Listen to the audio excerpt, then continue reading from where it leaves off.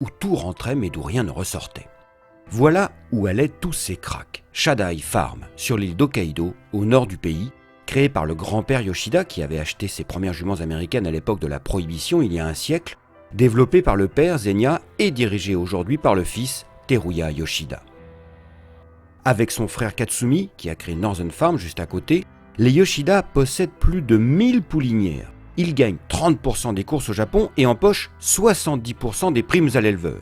Ce sont les seuls à avoir de grandes surfaces, ici 600 hectares pour le hara qui abrite aussi le centre de pré-entraînement, où se préparent pas moins de 400 yearlings montés par 80 cavaliers et chronométrés chaque jour sous l'œil du patron. Dans un pays restant fermé, mais en quête de reconnaissance, les Yoshida continuent d'acheter en masse sur les plus grands marchés de la planète, même s'ils produisent aujourd'hui, avec leur élevage propre, des chevaux parmi les meilleurs du monde, ce qu'ils prouvent à l'étranger. It's our dream to win races internationally, but it's coming gradually. C'est notre rêve de gagner de grandes courses internationales. Cela vient petit à petit. Depuis plusieurs années déjà, nous envoyons des chevaux à Chantilly pour courir l'Arc de Triomphe.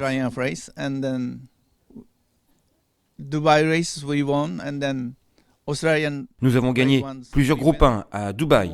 Nous avons aussi brillé en Australie au niveau des groupes 1. Un cheval japonais a gagné la Caulfield Cup. Également des courses internationales à Hong Kong. Pendant longtemps, le yen était très fort et les allocations si élevées au Japon qu'il était dur d'envoyer nos meilleurs chevaux courir à l'étranger. Mais maintenant, c'est l'option que nous devons prendre pour démontrer à tout le monde à quel point les chevaux japonais sont bons.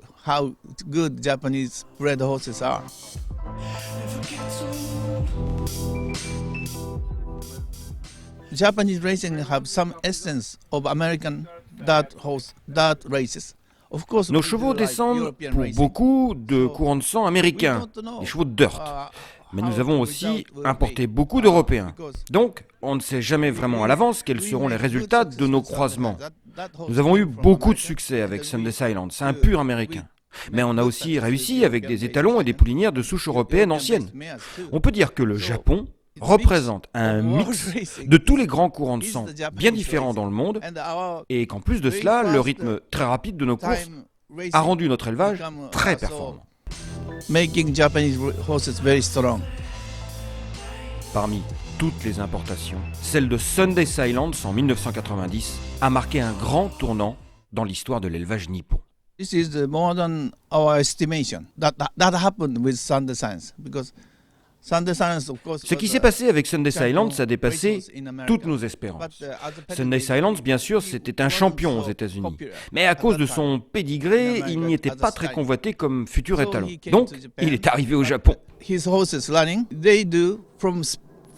Ses premiers chevaux ont commencé à courir et ont réussi sur toutes les distances, 2000 mètres à 3200 mètres, avec des 2 ans et puis aussi des chevaux d'âge. Et quelle que soit la surface. Ils allaient très bien sur le dirt, comme en Amérique, mais presque encore mieux sur le gazon. Personne ne peut imaginer avoir autant de satisfaction avec un étalon. L'influence de Sunday Silence a dépassé les frontières du Japon, notamment avec des chevaux entraînés en France. C'est le grand-père paternel de Natagora, gagnante des 1000 guinées, et plus récemment le grand-père maternel de Karakonti, gagnant de la poule d'essai et de la Breeders' Cup Mile 2014.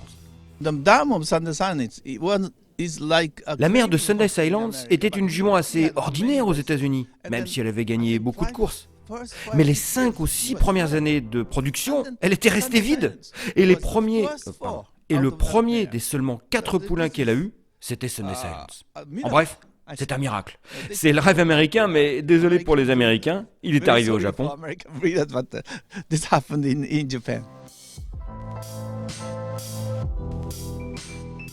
Mort jeune à 16 ans, Sunday Silence a trouvé son successeur à la Shadai Stallion Station, à une demi-heure de route qui abrite les 30 étalons de la famille Yoshida, son fils Deep Impact, ancien crack des pistes devenu tête de liste avec Gentil Donna et tant d'autres.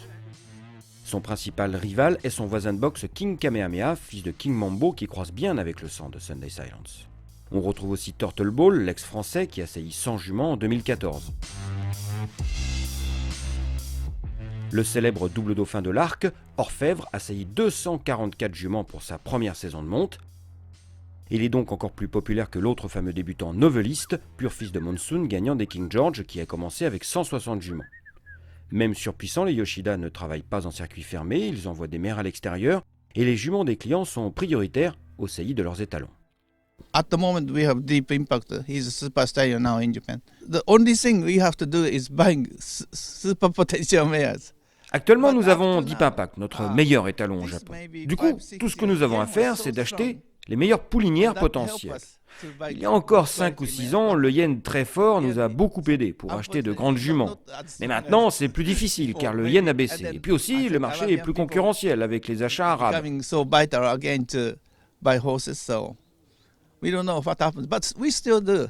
Mais nous continuons. Je viens d'acheter des juments très chers aux États-Unis et des bonnes poulinières en France aussi.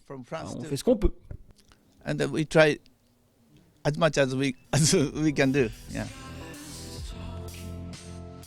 Le jour de notre visite, fin novembre 2013, 2 nouvelles stars françaises ont débarqué à Shadaï. La toute petite Alzane Velda, mère de la championne de 2 ans 2013 Vorda, revenue de Tunisie après avoir été adjugée 1 500 € à Deauville. Acquise dans un petit haras normand, elle a été saillie par Redoute's Choice. Aussi, la grise Place Vendôme, la mère de style Vendôme, gagnant de la poule d'essai 2013, achetée à Guy Pariant au haras de Colleville et saillie au printemps 2014 par Frankel. Elles rejoignent un aéropage de championnes internationales et notamment françaises achetées par Patrick Barbe après ou pendant leur carrière de course, comme ici Sapresa, triple gagnante de groupe 1 chez Rodolphe Collet et pleine d'orfèvre, après avoir eu une femelle de Deep Impact en 2014. Taille de Guêpe, la mère de Cireuse des Aigles, est elle aussi partie au Japon, alors pleine de Siyuni en 2013. Voici son premier produit nippon, un mâle de Deep Impact.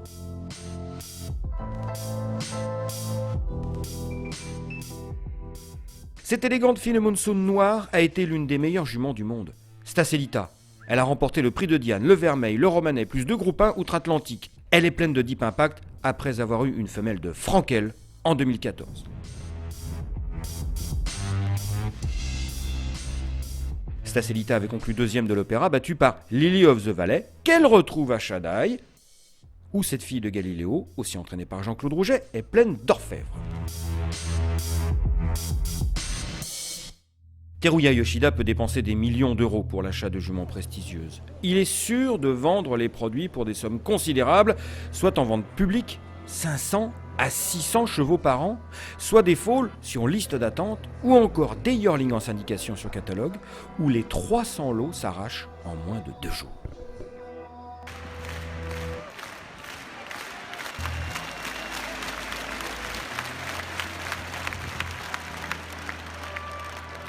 Tout réussit aux Yoshida. Les 2 frères dominent tant leur pays qu'ils ont pris en tant qu'éleveurs les 5 premières places de la Japan Cup 2014, remportée par Epifania sous la selle de Christophe Soumillon.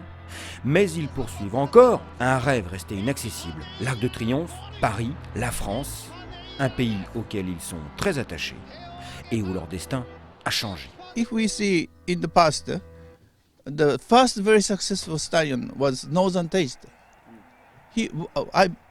That was bought in Saratoga in America, but Notre premier grand étalon au Japon a été Northern Test.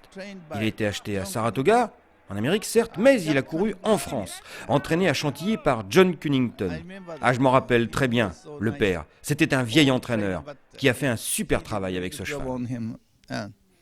So, because Chantilly racetrack is very near from the capital of France. Vous savez, Chantilly est tout proche de Paris. C'est très agréable pour nous, car à côté des courses, il y a plein de choses à voir et à faire à Paris. Donc, déjà, mon père a toujours préféré avoir des partants en France, d'autant plus que les allocations y sont bien supérieures qu'en Angleterre. L'empire des Yoshida s'est construit pierre par pierre depuis un siècle. Un jour, forcément, il fera sa plus belle conquête, l'Arc de Triomphe. C'est une mission confiée à une armée très spéciale nommée les 1000 poulinières.